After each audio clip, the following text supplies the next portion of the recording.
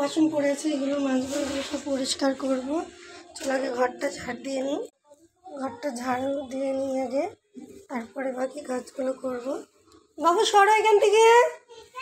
ঘরের ভেতরটা ঝাড় দেওয়া গেছে, এটা গলিটা ঝাড় দিচ্ছে। রান্নাঘরটা ক্লিন করে নিই, ভালো করে সব পরিষ্কার করে নিই আগে ফটাফট সে। বাসনগুলো এবার পরিষ্কার করে নিই একটা করে সবগুলো। একটা বাসন হয়েছে, দেখাচ্ছি তোমাদের কত বাসন। এগুলো দেখো,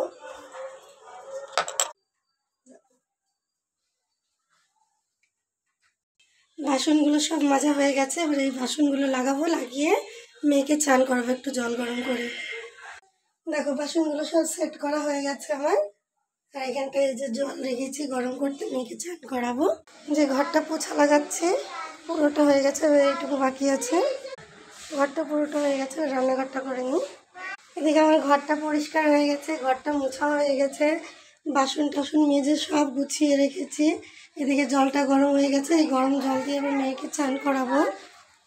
যে ওর জামাটা খুলছে চান করবে বলে। চলো টাটা, ওকে চানটা করিয়ে দিয়ে আমি চান টান করে এসে আবার কথা বলছি। সব কাজ সেরে চান করা হয়ে গেছে। এই যে মেয়েকে দিয়েছি ভুজিয়া, ও বসে বসে খাচ্ছে। ভাবলাম এবার শরীরটা একটু ঠিক লাগছে, কারণ চান টান করে কাজ বাজ, বলে না ঘর নোংরা থাকলে মনও নোংরা হয়ে যায়, সেই অবস্থাটাই হয়ে গেছে। কারণ আর আবার ঘরটা নোংরা থাকলে আবার একটুও ভালো লাগে না।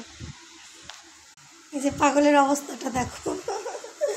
চুজু সব কাজ সারতে সারতে এখন বাজছে 4টে। জানি না রান্না কখন হবে আর কখন খাবো। চলো টাটা, ফটাফট রান্নাটা করে নিই, করে খেয়ে নিই। ভালো থেকো সবাই, টাটা।